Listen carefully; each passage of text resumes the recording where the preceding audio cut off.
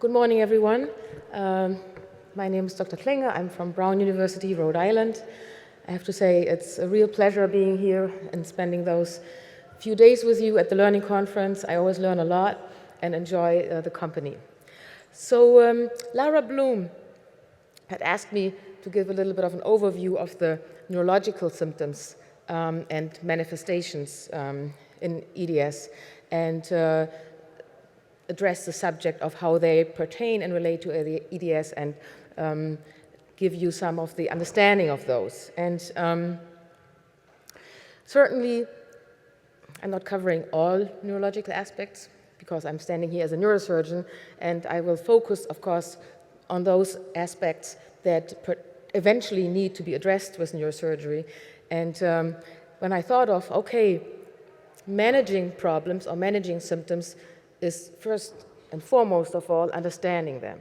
So my talk will give you an overview of why is it that these symptoms and these problems are so prevalent in EDS. And besides understanding the symptoms and signs, I also will suggest, how are they related to EDS? What are red flags for those? And again, why are they associated with the EDS pathology? And the one thing we have to understand here, and you will hear me saying it over and over again, the MRI is really not the best biomarker for EDS. So there are dynamic functional changes going on that pertain to EDS, and I will also explain to you why. And we have to search certainly for better biomarkers. We will discuss a little bit the options of treatment. I will also discuss some of the non-surgical options as best as I can, but also tell you, what you have to look out for when you heading towards surgery and what are the techniques that are available. Certainly, monitoring of symptoms is always an option, also from the surgical perspective, but at the end, it's an interdisciplinary management. At the end, I will share a little bit of a personal experience because I'd like to say managing your symptoms is also managing your physician. What do I mean with this? It means be brave, ask the question, say what you don't understand, and say what doesn't make sense to you. And because that straightens the mind of the physician. If a physician is open enough, he'll reflect or she'll reflect, and that eventually also change practice. So it's a give and take, and I will bring two examples where actually patients have changed my practice because they spoke up and they stood out. So the talk will certainly reflect also a little bit the results of the Brown Symposium that we were having. I just want to mention that in June we had a CSF Disorder Symposium, the third one that was dedicated to EDS, and the society allowed me to use the logo sentence, if you cannot connect the issues, think of connective tissues. Everyone loved that. And we had a great conference that will also post it on the website of the CSF Foundation page, where you can look up some of the topics, and we talked about in a very comprehensive way about the neuromanifestations, which I will also address. And part of the results that I'm bringing is also what was brought up at the conference. We're going to talk about hypertension, the hypotension, the Chiari, and the low-lying tonsils, also about the cranial-cervical anomalies and instability, though Dr. Henderson gave an excellent overview this morning, and of course, a special subject of mine, the tethered cord and syringomyelia. So let's talk about the diagnosis first in the classical sense. An idiopathic intracranial hypertension or pseudotumor is certainly consisting of an assembly of symptoms, which the top one is the headaches. The headaches are usually pressure headaches and are occurring constantly. Along with peaks of episodes and the headaches, people complain about vision loss. It's not just a blurry vision, it's mainly that people say, really, my vision was gone episodically. So that is really a red flag for intracranial hypertension. It's not always associated with a higher BMI, body mass index, but often, and as Dr. Henderson said, it affects more women than men, and certainly one thing we have to understand, and that also pertains to the treatment, hypertension is not a cerebrospinal fluid disorder. Hypertension is a venous outflow problem. And here, certainly these days, the venogram, the MRI venogram, is helping us to, I'm going to show you a typical example, showing us the pathology. And you have to ask for an MR venogram with contrast, because the non-contrast might not always show it. And that is something that is not commonly known. So here's a problem. Typically, in the pseudotumor, the venous outflow is obstructed at the junction where the transverse sinus goes into its bony canal, into the mastoid in the skull base. That's where the transverse sinus is very vulnerable, and that's where it can collapse and also can be obstructed. So typically you see that distal stenosis at the junction of the transverse sinus to the sigmoid sinus. Don't mistake that by just the sinus not being there, as you can see in the other film, and that is sometimes even not known by radiologists. So the stenosis at the distal tip is very sensitive, and only the contrast image sometimes shows it. Then the next step is certainly, the ophthalmologist that sees the papilledema. You usually see distinct veins and arteries at the back of your eye, but then if you have papilledema, which is the pressure showing in the ophthalmic nerve, shows like the haziness of the veins and arteries, and that's how this diagnosis is further established, and ultimately the lumbar puncture, which usually shows a pressure of 25 millimeter mercury or above, but we certainly also have like sometimes borderline findings. But this is important because 20% of people don't have a papilledema, but yet they can still have pseudotumor. So what is a particular thing now going on with people that have EDS? The thing is, and that brings me back to the fact that the MRI is not a biomarker. In EDS, it might be that it doesn't show on the MRI because the MRI is just a snapshot. But in EDS, with the laxity of all tissues, the venous sinuses, which they consist of a collagen wall, might just be collapsible, and there might just be dynamic changes. And you cannot see that with just a snapshot MRI. So really what you have to ask for, unfortunately I hate to say, it's an invasive venogram or angiogram where, sorry about that,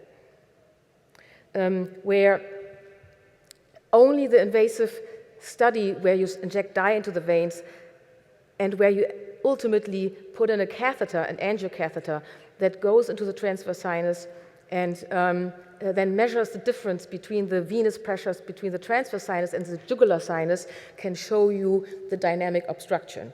Usually in the supine position, you should have like 5 to 10 millimeter mercuries in all the sinuses in the skull base.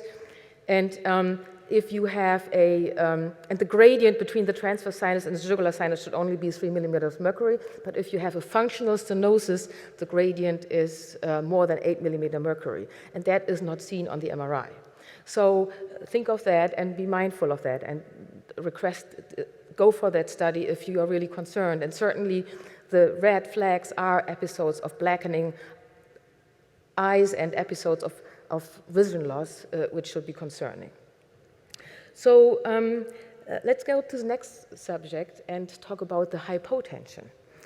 As you know, and some of the pictures I was given by Wouter Schieven from Cedars-Sinai has pioneered that field of hypotension, not only the diagnosis, but also the treatment.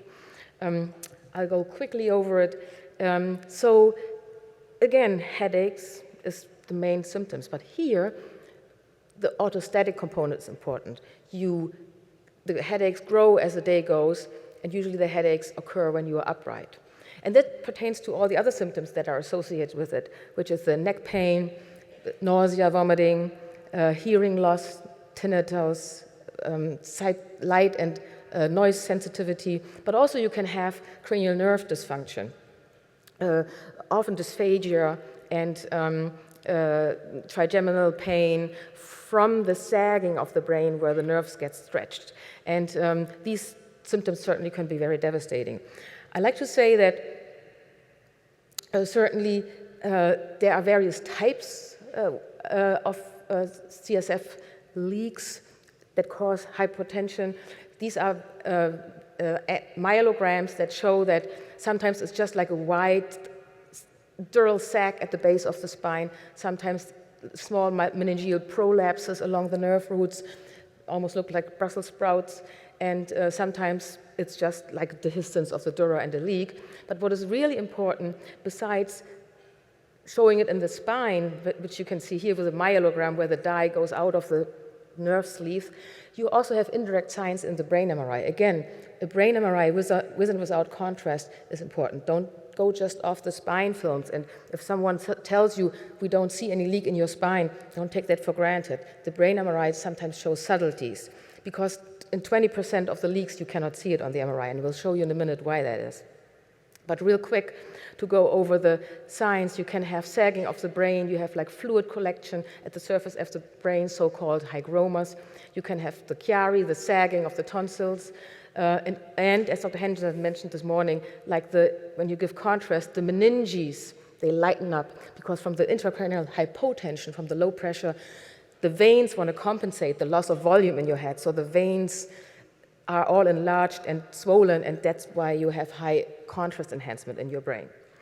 But what I said is, in EDS, certainly the problem can be really minute, and that is probably why in EDS it's probably even higher the likelihood that you won't see the leak in the MRI. I show you a patient example here where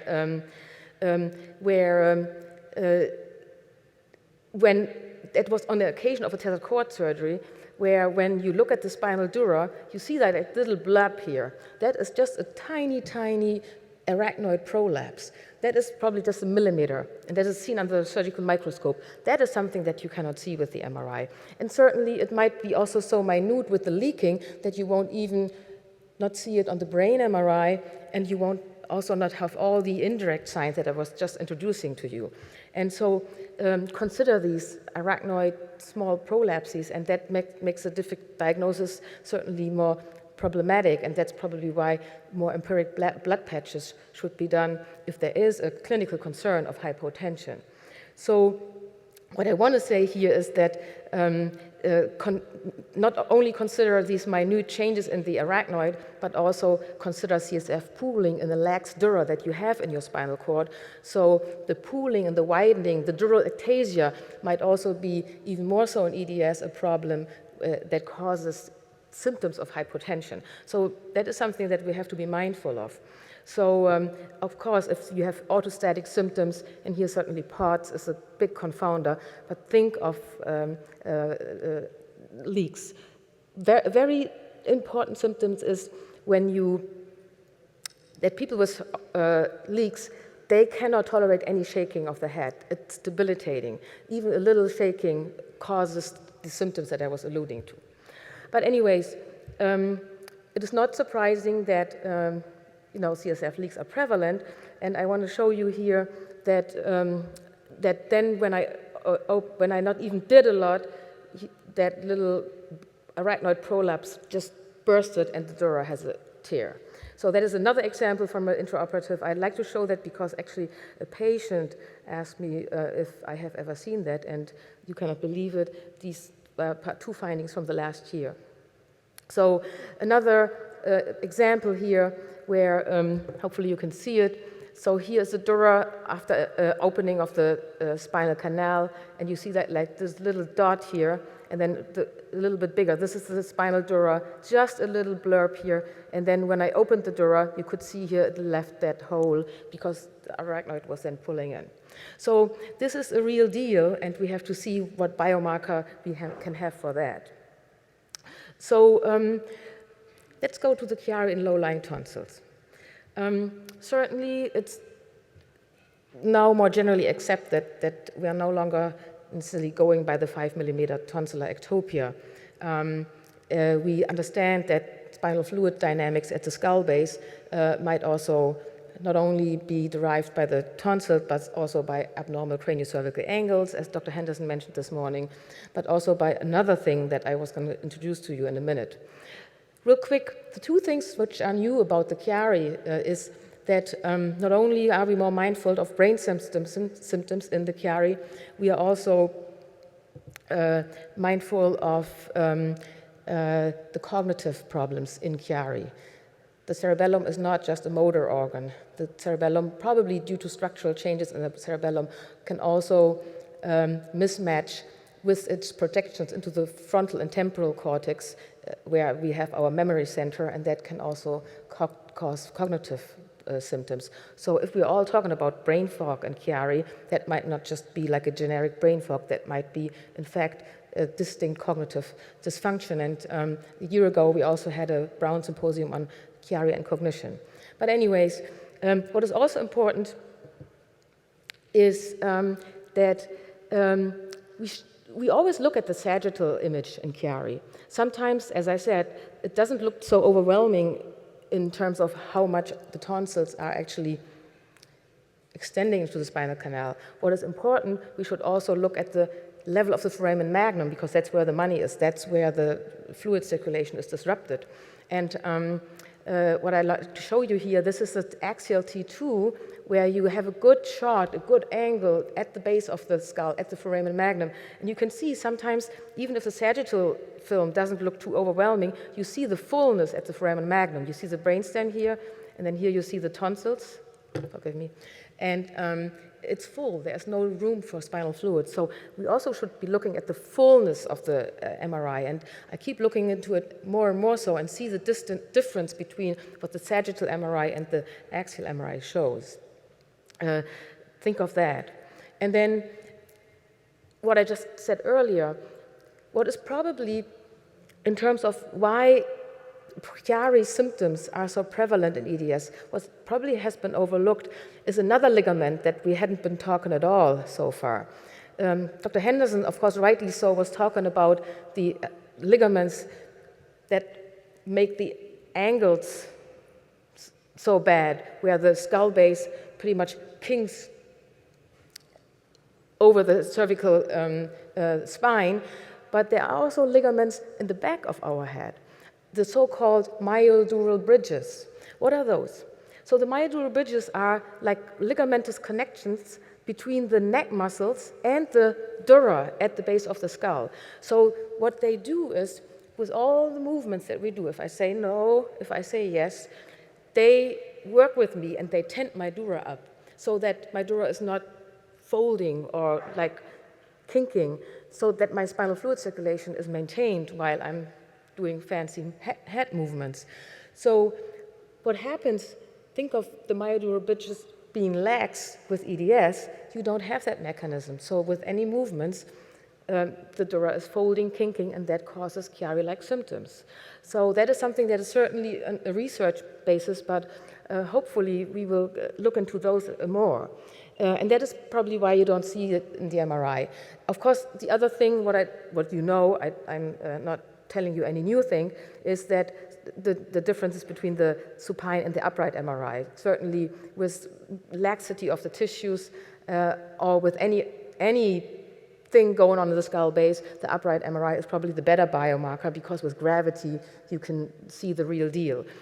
The good thing is the upright MRI has been more accepted. There was a study that was done in patients with whiplash injury, which certainly also is a mechanism that affects the skull base, where they have seen that those that have suffered from whiplash injury had true differences in how much the cerebellum was sagging into the spinal canal when they got a supine versus an upright MRI. And then they put like patients without whiplash symptoms that never had a whiplash injury in the upright MRI, and there were no difference in the supine versus the upright, which shows that people that are symptomatic probably show differences in different MRIs.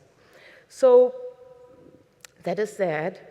And I want to go to the next subject, the craniocervical anomalous and instability, before I move to the Telecoil. Here, I'd like to defer to Dr. Henderson, but one thing that Dr. Henderson doesn't mention, but he deserves the credit here, is that Dr. Henderson had done studies where he looked at with the modeling, looked at the dynamic changes that are going on in the brainstem with the craniocervical instability. And he was alluding to the axonal retraction balls, which are like degrading products of the axons that show that there's something under stretch. And so Dr. Henderson made the connection that that is probably also the reason why the brainstem and the vagal nerve is affected in craniocervical instability. And the vagal nerve, as you know, and we heard a lecture, is the main player in dysautonomia. And that probably, when we are thinking of dysautonomia and EDS, we should truly look at the instability. And these are certainly very disabling symptoms, and certainly one of the most concerning and also life-threatening symptoms, no question. But I just want to add that to Dr. Henderson's talk, that here we can make the somatic connection to the symptoms. Certainly dynamic imaging is important here, but also it gets me again back that the upright MRI is probably important here because it also shows the abnormal angles.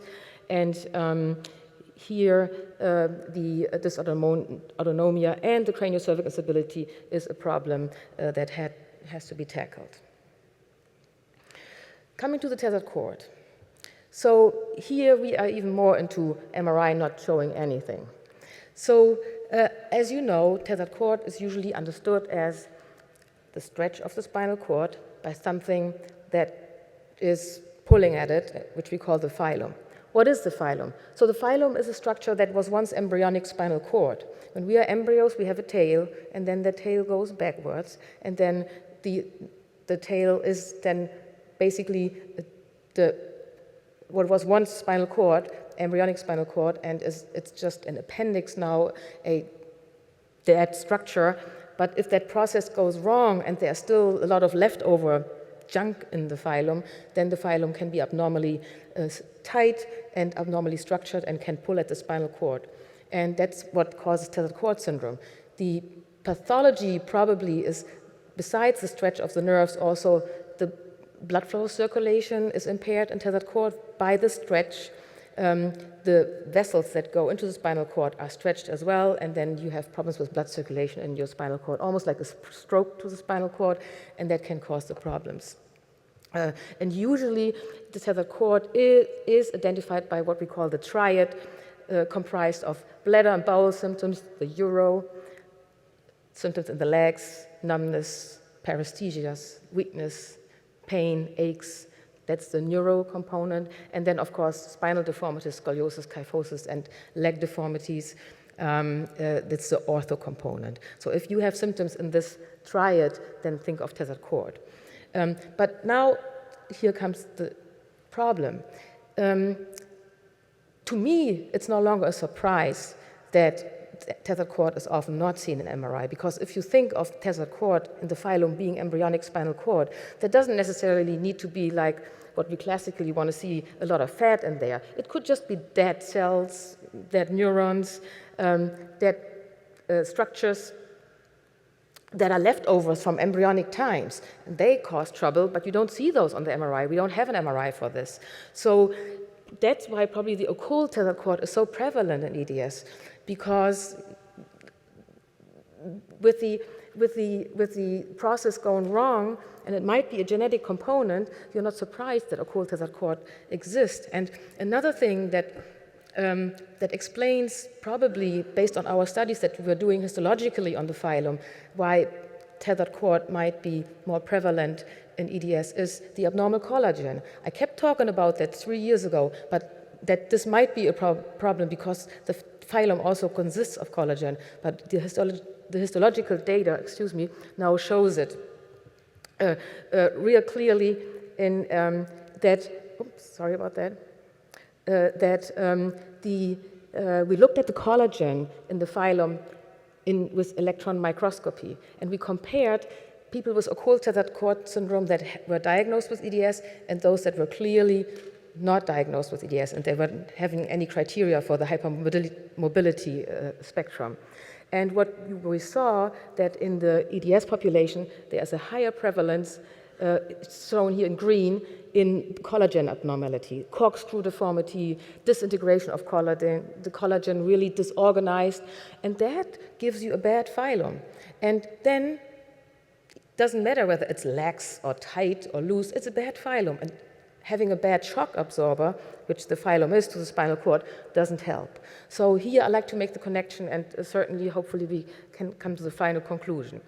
But the one thing that I want to mention is, when you think of tethered cord, provide the doctor with your pediatric history. I got that from a patient yesterday who told me, well, you know what, I had all these symptoms as a child, but now no one can figure it out. Growing pains, prolonged tiptoeing, delayed potty training. So educate yourself about pediatric tethered cord, and I'm very happy to help with that. And that is sometimes the clue to the problem. The importance of the urodynamic testing, of course, is still out there. It's an intense test. But in our team in Rhode Island, we're trying to find out what is also the best biomarker for the urodynamic abnormality in tethered cord. So maybe you can do like a limited urodynamic study. So what we found that there are probably, and this is still in progress, 2 or 3 like top 3 findings. It's not necessarily just the detrusor sphincter dyssynergy, which is a classic indicator of tethered cord syndrome or a neurological or neurogenic bladder. But in EDS, this stems from EDS folks. In EDS, we have also a high prevalence of detrusor underactivity and then also just detrusor overactivity. So probably if we can identify the top 3 or the top 2, you can refine the study to just that. But that also shows us that in EDS, the detrusor sphincter dyssynergy is not the only thing you should be looking at. Some people, one should be concerned that someone gets dismissed with not showing the classical findings of the neurogenic bladder. With the connective tissue disorders, you might have a lot of underactivity based on the laxity of the tissues, so that might also be an indicator. So briefly, I have my timing here as well, to the surgical techniques, because I really wanted to also share my personal experience with you in the last 5 minutes. So one thing I'd like to, I give a key point to all of these slides. One thing is, what I like to say is, the lumbar peritoneal shunt might certainly not be a good idea because of the dural laxity. The shunt is sometimes a need. However, of course, these days, even with the dynamic collapsible venous sinuses, the stenting is still a good option. And you know all of Dr. Kenneth Louis. And when the pressure gradients are there, the stenting is probably the best option because, again, pseudotumor is not a spinal fluid disorder, it's a venous problem. So you're going to have to get it by the roots. The medical treatments are Diamox and migraine medication, but they mess with the weight, and Diamox certainly cannot be taken long term, even though it slows down the fluid production, which is, again, targeting it from the wrong angle, but also it messes with the electrolytes. So ultimately, surgical options are the only ones, and stenting is hopefully getting more advanced so that this will be the major treatment here. The hypotension, so here, certainly that's I'm a little bit coming out of my comfort zone because it's not my field. I had talked to Dr. Sheeving a lot. This is his kind of slide of repair. Sometimes if the blood patch, even though it's successful in 95% according to his patient population, and 80% cure rate or gluing, 40% cure rate, sometimes you have to do surgical repair with clipping or suturing, depending on what you have. But people get concerned with epidural blood patching and scars or arachnoiditis that can form. I still think, because the other options are also not simple, that epidural blood patching should probably be optimized. And even if the imaging is negative and you are concerned, that is a very viable route to go to see whether it helps and whether you can exit out by doing the blood patches, given that epidural blood patches are usually showing a high response rate. I know it's not always the case, but generally.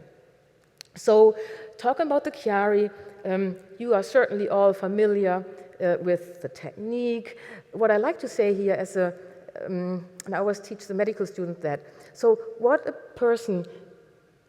we all need as humans that has certainly a little bit to do with the myodural bridges, is we all need a cisterna magna. So the cisterna magna is spinal fluid space below the cerebellum and behind the cervical canal as a skull base.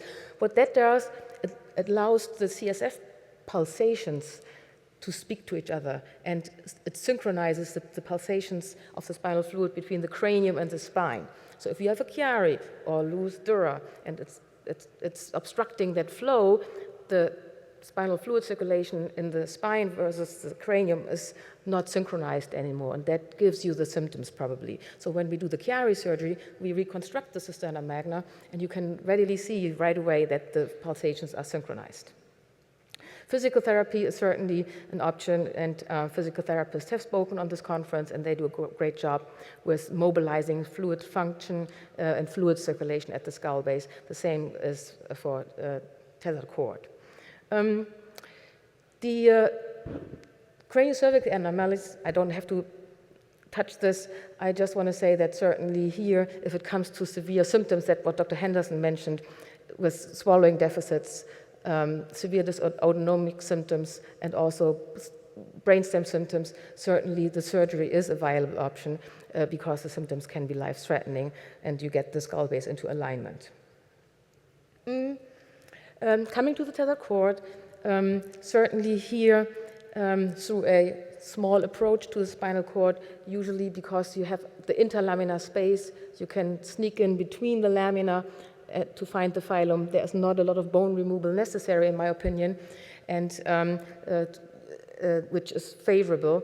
And also, that way you can certainly target that phylum. You open the dura, and in my practice, usually I like to take out a piece of the phylum, not only to study what is wrong with the phylum and to allow the person to understand what was in the phylum, but also to minimize retethering and to get things disconnected. By that way, take out the bad shock absorber, as I mentioned earlier. What I like to say for the tethered cord is certainly, because people sometimes ask, well, Dr. Klinge, of course, I know that there is that triad, but with my other symptoms and in the whole spectrum and the scheme of pathologies that we're dealing with, how are you going to figure it out? Because the leg pain, the bladder symptoms, and also the paresthesias or my malalignments can certainly stem from all the other things. That's true. That's the conundrum that we're living in. Though with the tethered cord, I want to say is that sometimes what you then can do, you can certainly see whether physical therapy is kind of stabilizing everything, then this is certainly the best and most valid option. But the monitoring sometimes shows us what's going on. If tethered cord is happening, usually the symptoms in the spectrum of the triad progress within 3 months or 6 months. The bladder symptoms get worse, more leakage, sometimes more weakness. The leg starts really to give up on you, and you start to be becoming very sore and fatigue faster than you would think the natural progression of a connective tissue disorder should go on. So neurological symptoms usually progress, and the monitoring, therefore, sometimes is a viable option to keep an eye on it, and when sometimes things declare themselves by progression, and then you can make a call for surgery, and usually that's probably a very good way to look at it. So I want to say one word to the retethering before we go a little bit into the patient perspective. Thank you. Let me start with the question. So retethering certainly is a great concern, no question. Certainly, the one conversation that I always hold with you is, does it matter where you attack the phylum?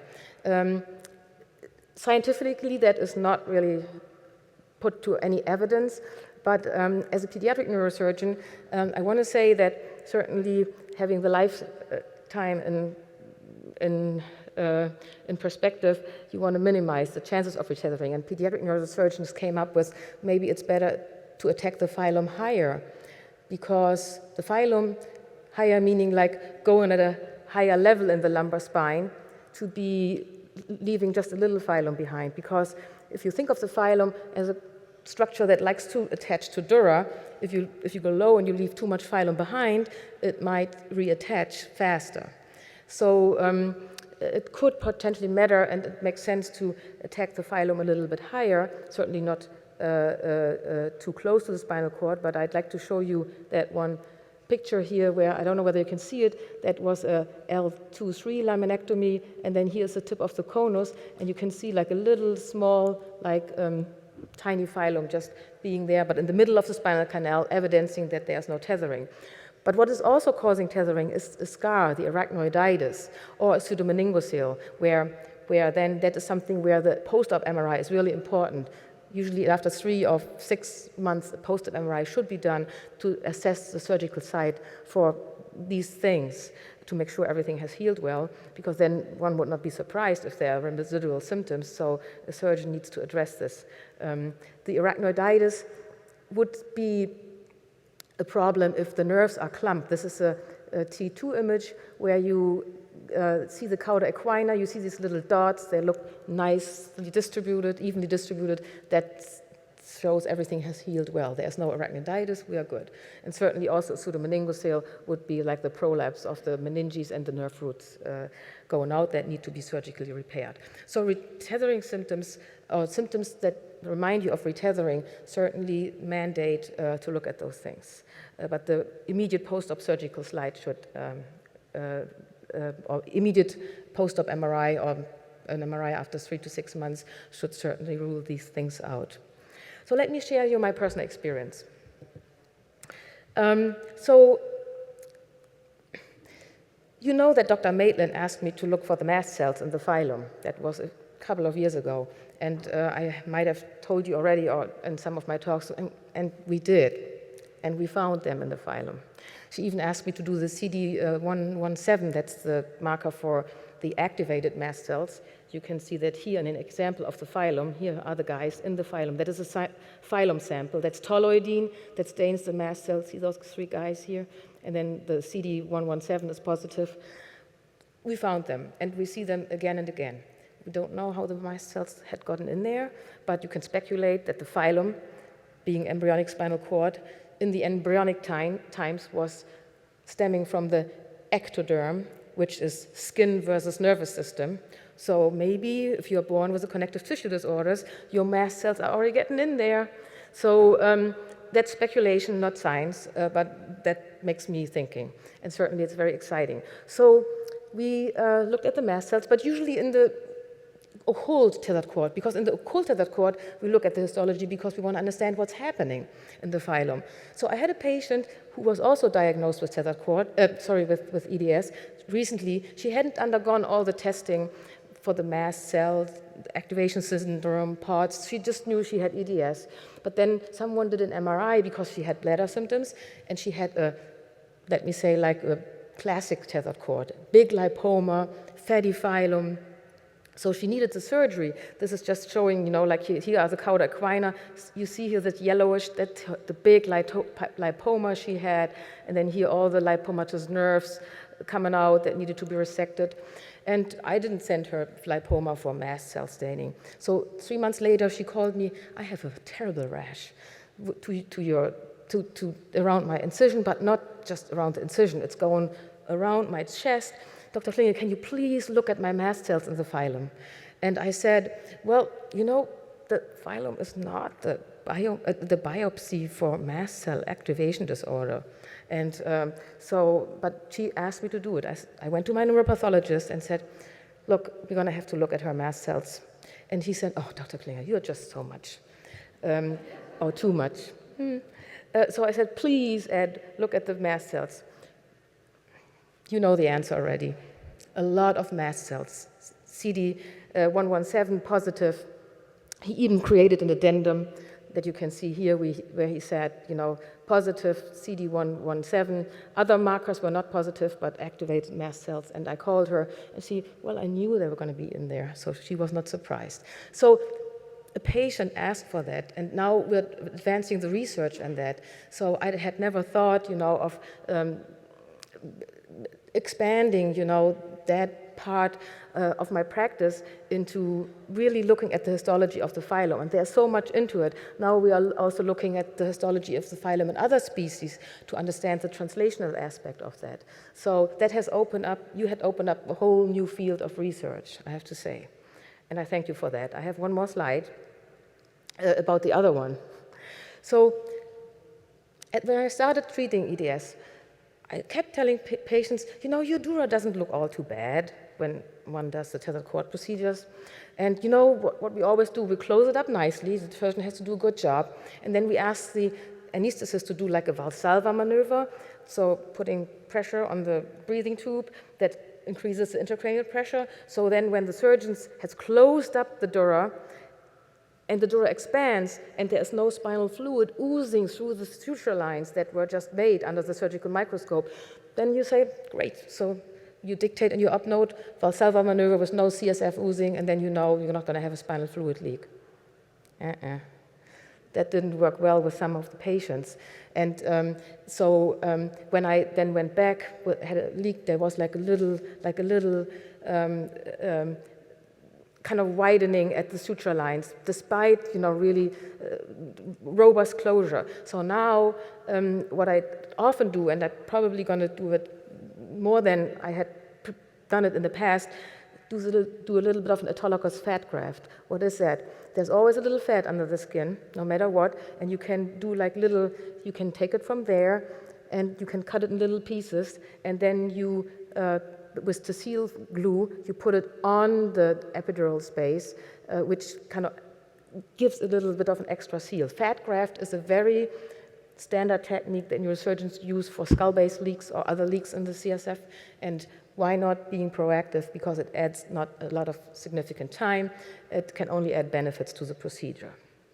So here, practice has changed, and I want to say, truly, it's a give and take between the physician and the patient. And I like to say that certainly that's how I want to see it when we look at treating connective tissue disorders. We are becoming a family. Also, doctors get closer together. And when I was kind of trying to find a picture with a zebra, when I Googled 2 nights ago, I found that picture the zebra and the giraffe, and how the giraffe turns a little bit zebra-ish. And I find that so cute. Yeah, I want to be the zebra and the giraffe. And with that, I want to thank you. And one night, I woke up and I couldn't sleep, and I said, you know what, now I'm 25 years a physician, and what I really learned, and mainly from working with you, is that you are the physician's partners. So you're not patients, you're the physician's partners. You are our promoters and our protectors. And I've learned so much during the years, and things were so eye-opening, and we can only do this together. And I want to thank you for your company, and thanks for coming today.